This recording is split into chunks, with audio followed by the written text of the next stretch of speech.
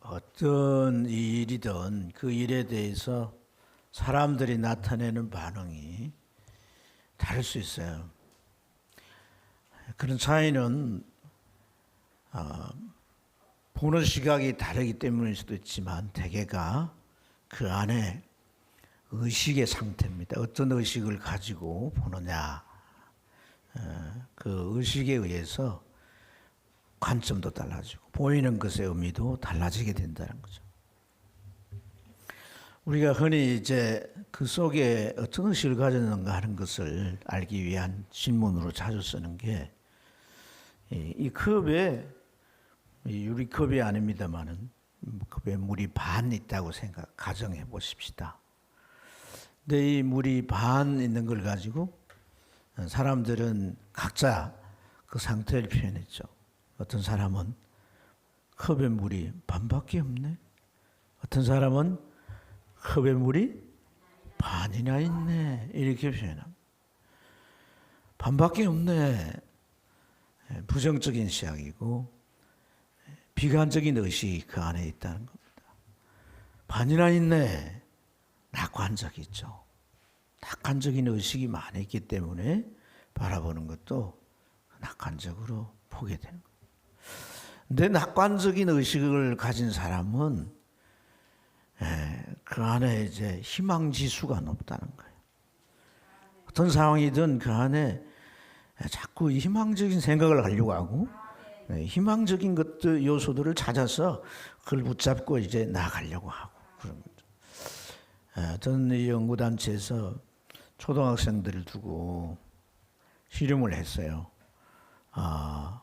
초등학생을 7명을 두 그룹을 선정했는데 하나는 좀 비관적인 성향이 있는, 하나는 낙관적인 성향이 있는 그런 이제 그룹을 심리 테스트를 해가지고 정해놓고 상자를 탑으로 쌓아올립니다. 20분 시간을 두고 이제 탑을 쌓아올립니다. 그런데 이제 그 방해 장치를 해놨어요. 얼쭉 쌓아 올라가면 무너지게 되는. 그래서 열심히 이제 탑을 쌓습니다. 탑을 쌓는데 그 방해 장치가 작용을 하니까 타삭한 탑이 와르르 무너지는 거예요.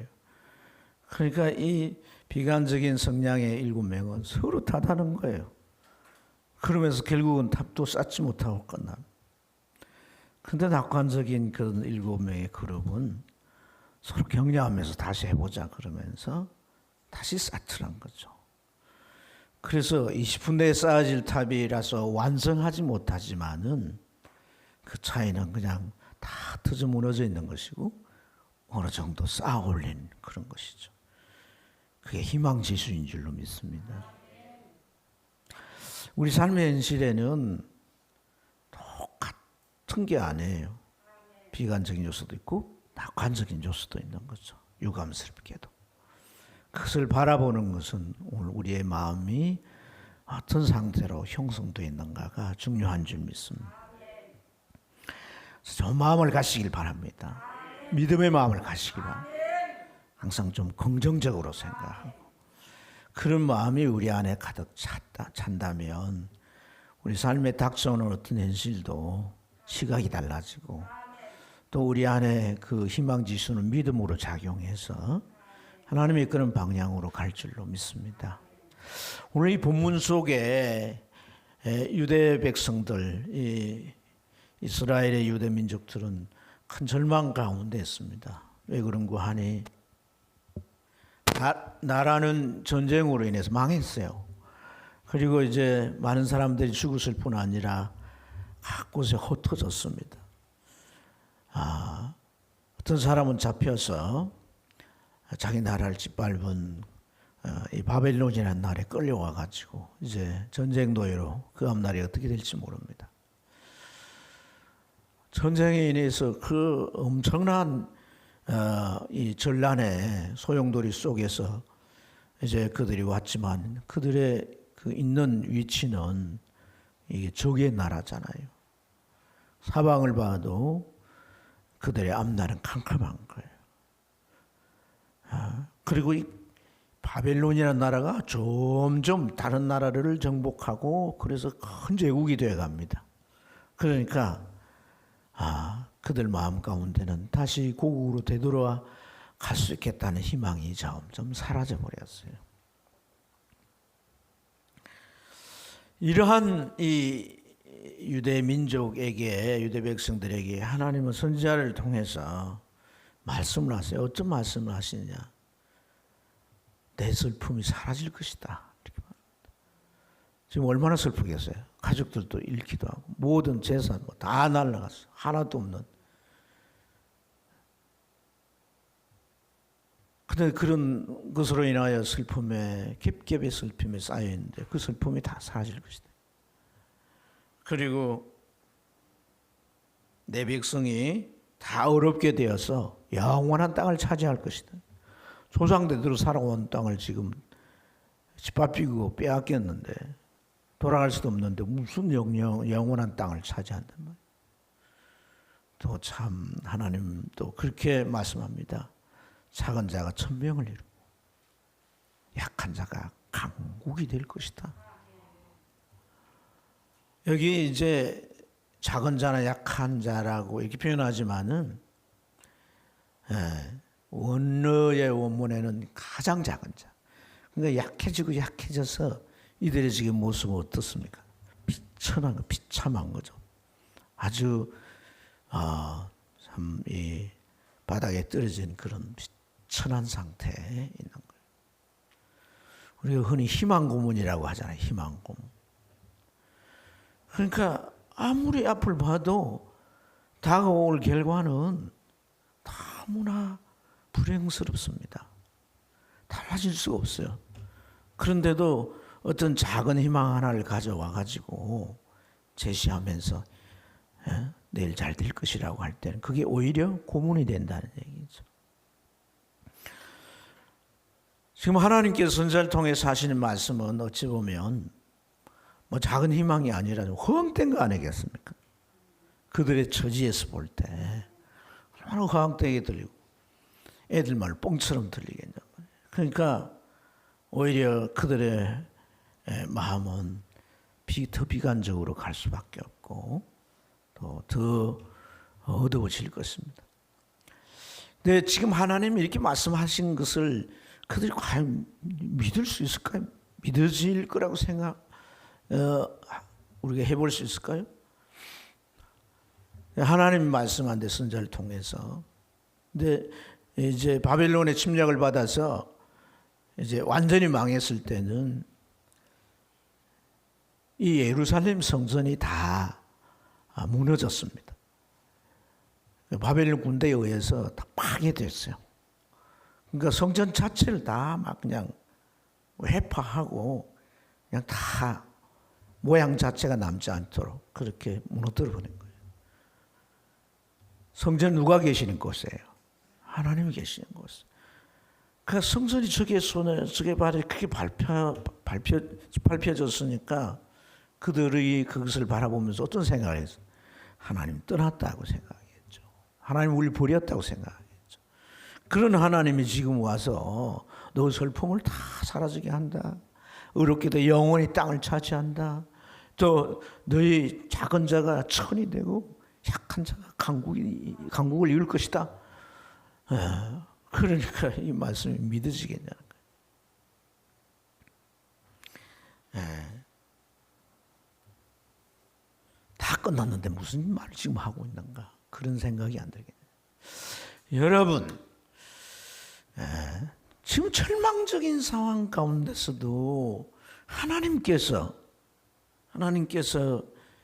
이렇게 절망이 아닌 희망의 조로 말씀해 주시고 계신 왜 이 그들의 앞날 그들의 미래가 이렇게 밝고 참으로 그 날이 아주 희망적이라고 그렇게 하나님이 말씀하고 계실까요? 그들은 어딜 봐도 지금 절망 상태인데 그들의 내일에 대해서 하나님은 햇빛이 쫙 비치고 밝은 미래가 찬란하게 이렇게 떠오를 것이다. 그렇게 말씀을 하시겠는가 하는 거예요. 그것은 그들이 생각하는 끝과 하나님이 생각하는 끝이 다르기 때문에. 사람은 자기 한계에 부딪히면 더 이상 아무것도 할 수 없는 상황이 되면은 끝이구나, 그렇게 판단하고 생각하게 되는 거죠. 우리가 그렇지 않아요. 끝날 때까지 끝난 게 아니다, 뭐 그런 말을 하는데요. 예. 희망 가지고 용기를 가져보자, 그런 얘기인데, 여러분, 하나님의 백성들은 하나님께서 야 이제 더 이상 할 수 없어, 이것이 끝이야 라고 하실 때까지 끝이 아닌 거예요. 하나님께서 끝이라고 하지 않았는데 내가 끝났다라고 생각한다면 그에게는 하나님이 없는 거죠. 하나님이 있는 사람은 하나님이 끝이야, 아니 더 이상 안 돼, 그렇게 말하면 그게 끝이에요. 근데 성도는 하나님이 끝이라고 말하지 않는데 지가 나서서 끝이라고 하면 안 되는 것이다. 여러분, 유다 백성들이 착각하는데 전쟁의 나라는 없어지고 또 자신들이 이제 끌려와서 이제 노예로 살 수밖에 없는데, 그러한 자신들이 무슨 내일이 있겠나 이렇게 생각하고 끝이라고 말하지만 21절을 보세요. 하나님이 어떻게 말씀하세요? 그들은 내가 심은 가지, 내 손으로 만드신 것으로서 나의 영광을 나타낼 것인즉, 그렇게 말씀하셨어요. 할렐루야. 그러니까 하나님께서 이스라엘 백성들을 향하여 자기가 심은 가지란 거죠. 자기가 심은 나무란 거죠. 네. 그리고 자기가 만드신다는 거죠. 사실 이들의 선조들은 과거에 애굽에서 430년간 노예로 있었지 않습니까? 근데 그 애굽에 있는 그들을 가나안 땅에 하나님이 심으신 줄로 믿습니다. 심었다라고 하는 표현은 그곳에서 자라고 열매 맺고 살 수 있는 그러한 상태를 의미하는 줄로 믿습니다. 그의 땅이 된 거예요. 그 땅의 양분을 가지고 열매를 맺고 그 땅에 거두어들인 소산을 가지고 살아가도록 했다라고 할 때 심었다, 이렇게 표현합니다. 예. 그런데 지금은 하나님께서 그들을 바벨론으로 가도록 허용하셨어요. 그것은 하나님께서 다시 만드시려고, 내 손으로 만든다고 하셨지 않습니까? 예. 하나님 보실 때 합당한 모습으로 만들어지지 않았다면 다시금 재창조하시는 거죠. 새롭게 빚어내시는 줄로 믿습니다.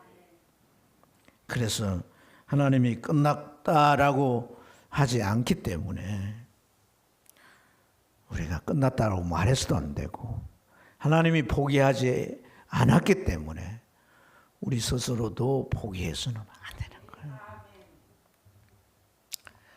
자, 여러분, 오늘 이런 절망스러운 상황 속에서도 하나님께서 말씀하시는데 그런 말씀을 들어야 할 이유가 무엇이 있을까요? 왜 하나님 말씀을 들어야 한단 말이에요? 이제 끝났는데, 이제 막장인데. 그것은 이 절망스러운 이 상황이 이게 무엇에 의해서 이렇게 이런 상황까지 오게 되었는가 하는 것을 알게 하시기 때문인 줄로 믿습니다. 19절 말씀에 보면 다시는 이라는 관용구를 쓰시고 낮의 해가 내 빛이 되지 아니하며, 이 달이 또 밤의 달이 내게 빛을 비추지 않을 것이요, 이렇게 표현하는 말씀입니다. 여기 이제 이 해와 달, 이것은 우리가 이 말씀을 읽어봐도 저 하늘에 떠 있는 밤낮의 그 해와 달을 지칭하는 것은 아니라고 이해하실 겁니다. 이것은 언어적으로 숨겨놓은 것인데, 이것은 어떤 나라들을 지칭하는 겁니다. 해는 아수르를 말하고 달은 바벨론을 의미하는 거예요. 창세기 1장 16절에 보면 그런 표현을 하죠. 해는 낮을 주관하며 달은 밤을 주관하고, 이 아수르나 이 바벨론은 그 당시 온 세상을 주관하는, 지배하는 강대국이었어요. 그렇게 큰 강대국이다 보니까 이스라엘이 남북으로 나누어졌는데 북왕국 이스라엘은 이 아수르를 잘 딱 붙어서 의지하고, 또 남왕국 유다는 바벨론에 그냥 하나가 돼서 바벨론을 의지했던 거예요. 그런데 뭐라고 말씀하셨어요? 다시는 비추지 않고 비추주지 아니할 것이다. 햇빛이 내게 빛이 되지 아니할 것이다 했잖아요. 그 말씀은 다른 말로 말해서 의지할 대상이 될 수 없다는 것을 말씀하는 것인 줄 믿습니다. 하나님께서 이렇게 말씀하신 대로 사실 아수르는 이미 바벨론에 의해서 망했어요. 나라 자체가 없어졌습니다. 이 바벨론은 역사적으로 보면 이스라엘 백성들이 바벨론에서 나올 무렵에 메데바사라는 페르시아에 의해서 완전히 망해버려요. 그리고 이 말씀이 이루어질 때쯤에는 그들은 존재 자체도 없어졌습니다. 여러분, 오늘 이 말씀에서 다시는 비추어지지 않는다. 다시는 내 빛이 되지 아니할 것이다. 이 관용권 두 번 다시 그 아수르와 바벨론은 의지 대상이 될 수 없다라고 하는 선언인 줄로 믿습니다. 의지하려고 해도 의지할 수가 없는 거예요. 다 무너지고 망했는데 그 강대국이 지금 눈앞에 없는데 뭘 의지합니까? 의지할 수가 없는 거죠. 그래서 정말 하나님의 이러한 말씀과 함께 이루어진 그 현실은 그들이 하나님의 말씀을 들어야 할 명백한 이유가 된 것입니다. 우리가 뭘 의지했던가? 내가 하나님 앞에 제사도 드리고 하나님을 숨긴다고 말하고 하나님만을 내가 믿고 의지합니다. 그렇게 하나님의 백성으로서 할 말들을 했지만 실제로 그 속은 더 눈에 보이는 강대국인 아수르와 새로 신흥 강국으로 일어나는 바벨론을 아주 찰떡같이 붙어서 의지했던 그들이 아니었나 이 말이에요. 정말 하나님 말씀대로 오늘은 아무 의지할 것이 되지 못하는 그러한 것을 하나님은 이 말씀을 통해 말씀하시고 역사적인 현실로 다 드러나게 된 줄로 믿습니다. 어찌 보면 우리가 믿는다고 하지만 하나님과 내가 서로가 이제 다른 방향을 향해서 우리가 쫓아가는 것이 우리 삶의 모습이 아닌가. 내 방향은 어쨌든 세상에 살고 있으니까 세상에 살 때 잘 살려면 돈이 필요하고 또 이 세상에서 뭔가 힘이 있으려면 높은 지에 올라가고 그래서 내가 좀 갖출 걸 잘 갖추어서 성공적으로 좀 한번 잘 살아봤으면 하는 것이 우리의 삶의 방향이고 추구해 가는 것이 아니겠어요? 내 하나님께서 나를 향한 그 방향은 무엇입니까? 세상 가운데 있는 내가 진짜 예수쟁이가 되길 원하시는 거예요. 진짜 예수쟁이가 뭐예요? 진짜 예수쟁이. 진짜 예수쟁이를 여러 모양으로 표현할 수 있겠지만 진짜 예수쟁이가 뭔가를 딱 한마디로 말한다면 주인이 내가 아니라 예수님인 거예요. 그를 전폭적으로 신뢰하고 믿기 때문에 그가 하신 모든 말씀을 그대로 따르고 순종하는 그게 진짜 예수생인 거예요.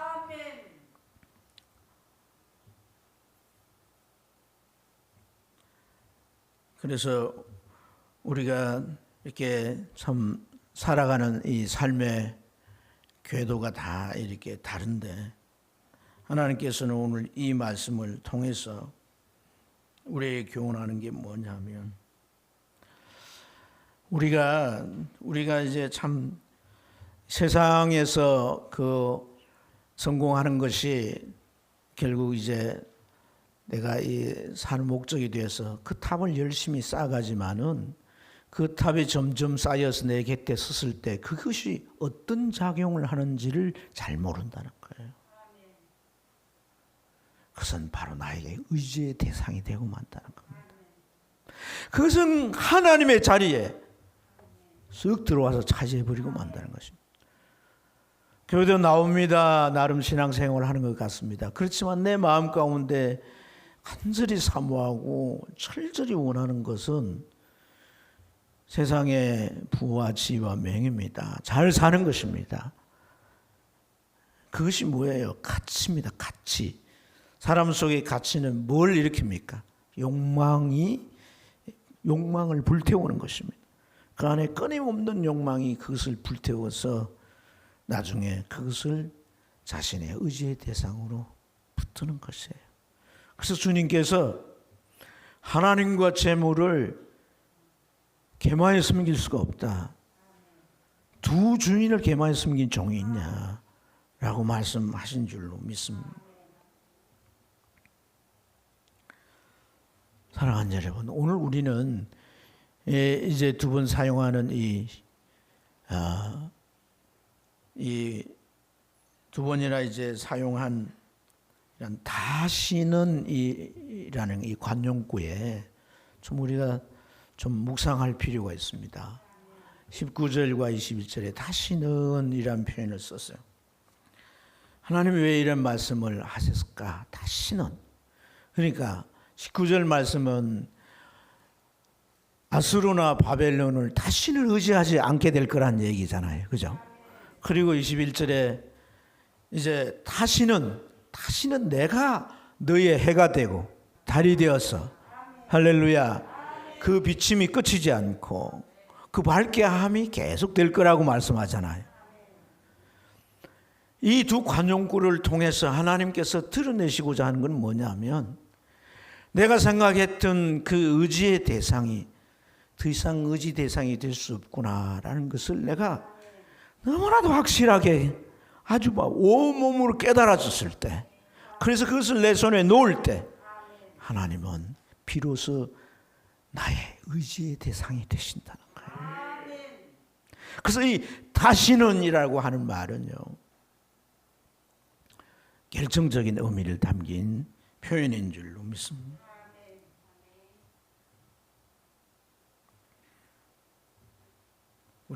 우리가 20절을 20절을 같이 읽어보도록 하겠습니다.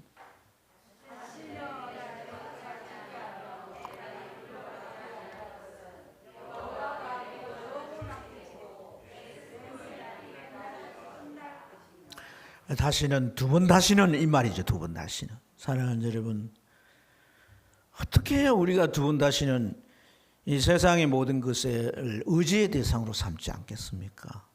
이스라엘 백성들이 경험한 모든 걸 다 잃고 파괴되고 돌아갈 수 없는 그런 지경에 자기들을 지배받던 그러한 자들의 세력 아래서 노예로 전락되어 있어야지만이 다시는 의지의 대상을 삼지 않을 수가 있겠습니까? 그런 교훈을 우리가 오늘 이 말씀으로 깨닫고 아예 나의 의지의 대상 예수 그리스도를 삼고 큰 것이든 작은 것이든 그 주님께 의지하며 나아가는 그런 신앙의 가닥을 잡고 나아갈 수 있어야 하겠습니다.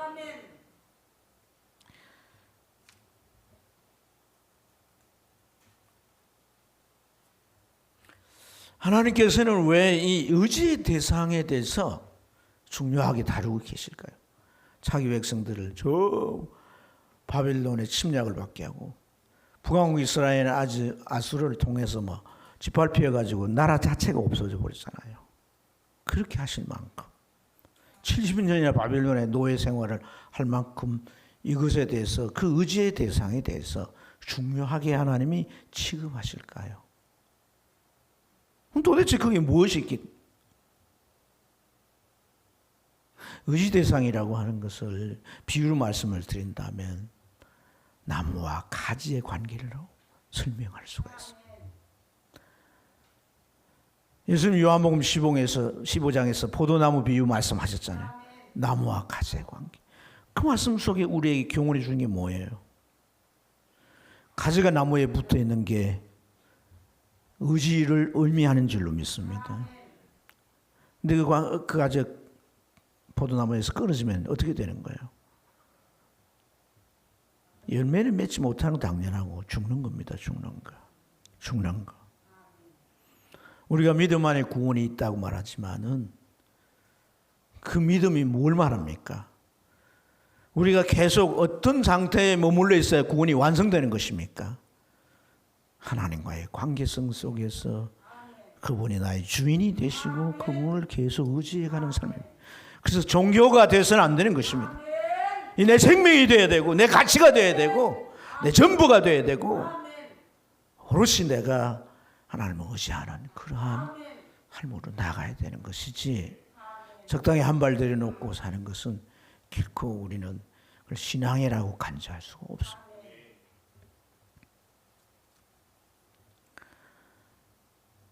조정민이라는 목사님이 계신데 이 분에 대해서 여러분들이 요새는 유튜브 세상이니까 한번 설교도 들어보고 했을 거예요. 베이직 교회 개척에 신모하신 화려한 이력이 있어요.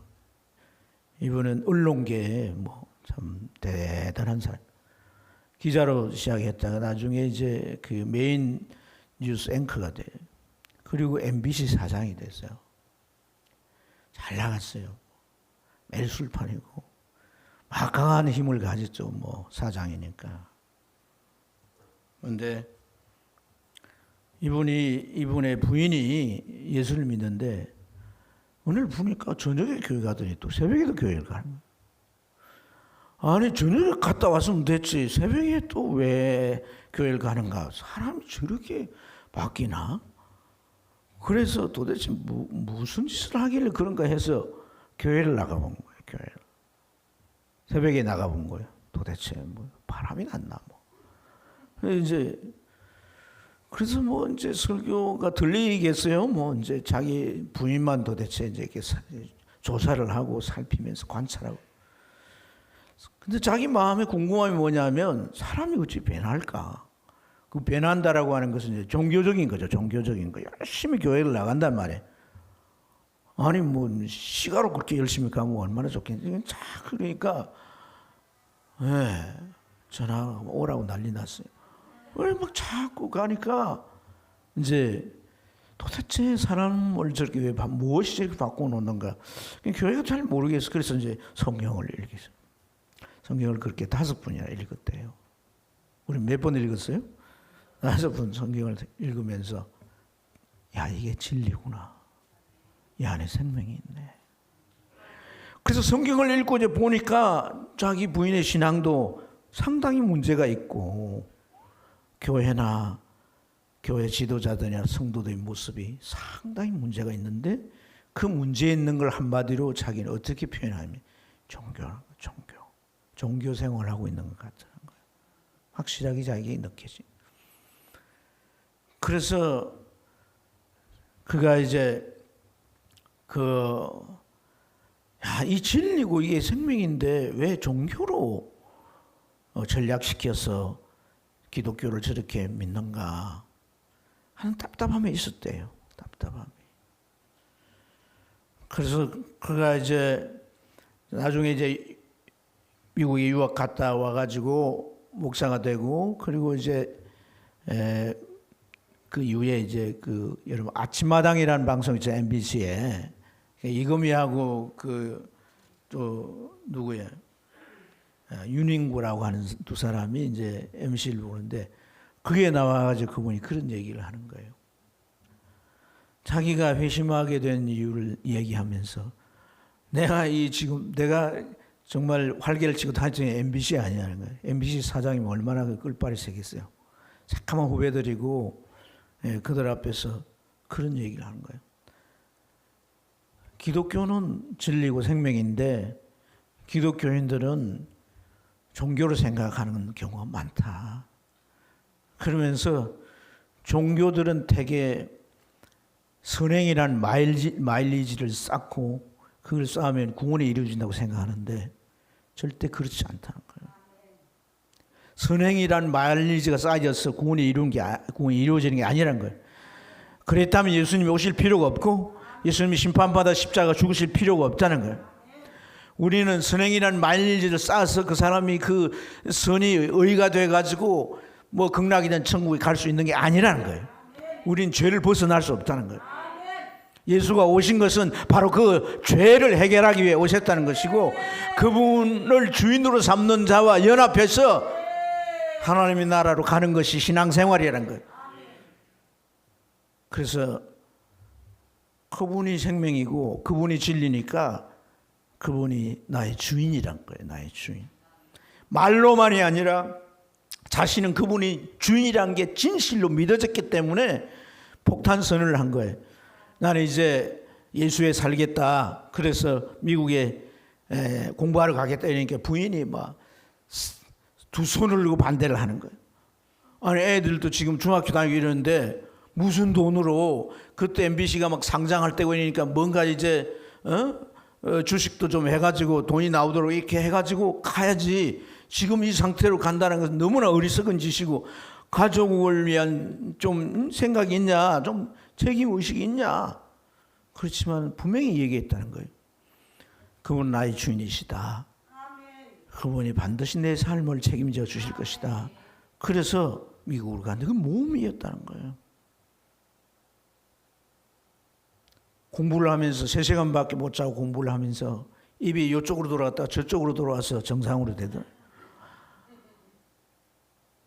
그런 과정을 거치면서 하나님께서 자기 내외를 참신앙으로 세워주셨고 큰 교회 가서 할 수 있지만 교회를 개척한 것은 하나님이 하라고 시키시기 때문에 교회를 개척했고 지금까지 그분 나의 주인으로 삼았고 주인이 되셔서 부족함이 없는 삶으로 이끌어 오셨다는 거예요.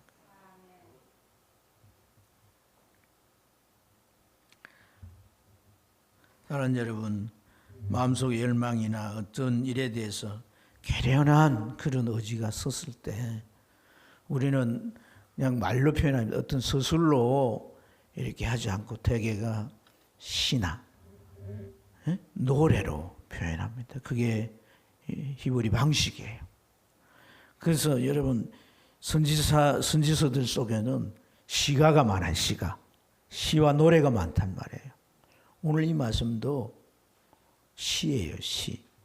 그래서 19절과 20절이 한 전이고 21절과 22절이 또 다른 한 전으로 그렇게 이어져 있는 거예요.